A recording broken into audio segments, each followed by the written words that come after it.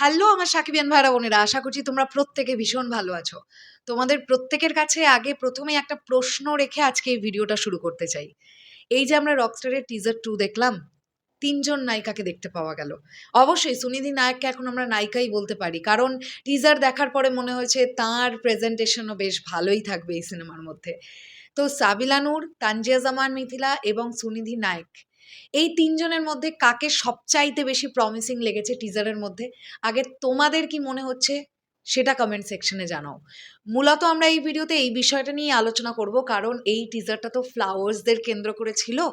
আসলে একজন প্রচণ্ড নাম, যশ, খ্যাতিসম্পন্ন মানুষের চারিদিকে ফ্লাওয়ার্সরা তো ঘোরাঘুরি করবেই, এটা খুব স্বাভাবিক ব্যাপার।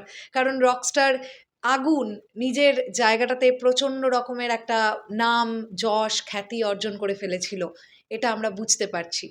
সো কাকে বেশি ভালো লেগেছে আগে কমেন্ট সেকশনে জানাও। এবার যে বিষয়টা নিয়ে কথা বলি সেটা হচ্ছে, একটা জিনিস তোমরা লক্ষ্য করেছো, এই যে সিনেমাটার নাম যে রকস্টার, এটা যে একটা মিউজিক্যাল জার্নি, একটা মিউজিক্যাল ঘরানার সিনেমা হতে যাচ্ছে।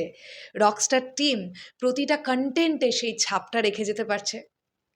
টিজার 1 এর কথা বলি অথবা টিজার 2, তোমরা দেখেছো মিউজিকের প্রায়োরিটি কতটা বেশি রাখা হয়েছে, স্পেশালি টিজার 2তে। আমরা কোনো সিঙ্গেল ডায়লগ শুনতে পাইনি টিজার 2তে। কেবলমাত্র নো ওয়ান লাভস মি এই গানটা দিয়ে বা এই পার্টিকুলার এই লাইনটা দিয়ে একদম সুরের মধ্যে দিয়ে বয়ে নিয়ে যাওয়া হয়েছে পুরো টিজার 2টাকে।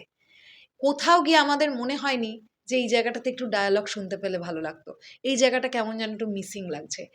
এত সুন্দরভাবে পুরো ব্যাপারটাকে প্রেজেন্ট করা, যেটা খুব ইউনিক। আর রকস্টার টিম কিন্তু বেশ হাটকেভাবে কিছু করার যে চেষ্টা করছে, এটা তাদের কন্টেন্টগুলো দেখলে বোঝা যাচ্ছে। বাংলাদেশি চলচ্চিত্র অনুযায়ী রকস্টার যে প্রচণ্ড এখনকার মতন একটা সিনেমা হতে চলেছে, এটা নিয়ে টিজার 2 দেখার পরে আমার মনে হয় কেউ আর ডাউট রাখবেন না। সিনেমাটা রিলিজ হতে মাত্র ৬টা দিন বাকি। সিনেমা হলে সিনেমাটা দর্শক দেখবার পরে তাদের রিঅ্যাকশন দেখলে বুঝতে পারবো আল্টিমেটলি ব্যাপারটা কি দাঁড়ালো। এইবার যদি আমার ব্যক্তিগত মতামতে আসি, ৩ জন নায়িকাকেই ভালো লেগেছে। ৩ জন নায়িকাকে তো আর সমান মতন ভালো লাগবে না।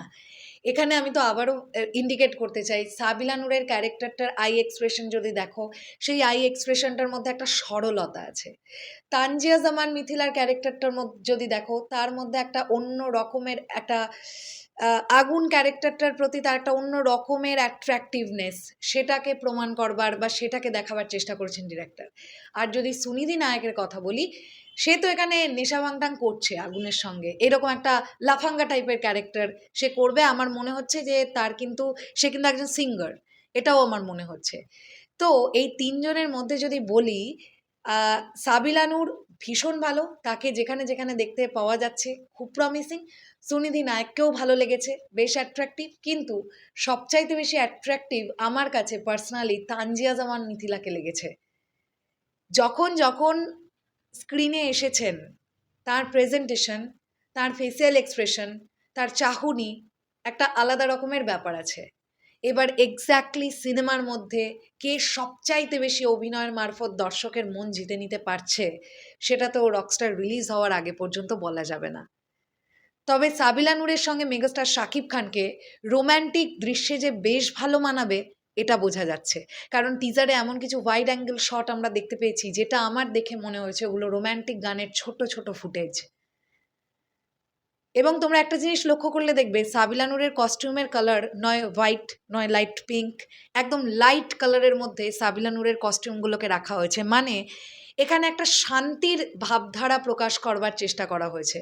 মানে এই সাবিলা নূরের ক্যারেক্টারটা, মানে মীরার সঙ্গে আগুনের যখন প্রেম, আগুন এবং মীরা তারা দুজনেই একে অপরের থেকে একটা শান্তি, একটা একটা জেনুইন প্রেম পাচ্ছে।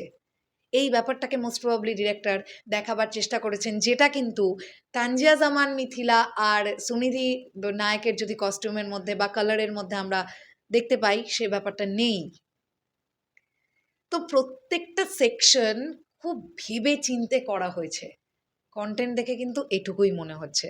আমার কাছে তো ভাই হেভি প্রমিসিং লেগেছে রকস্টারের টিজার 2।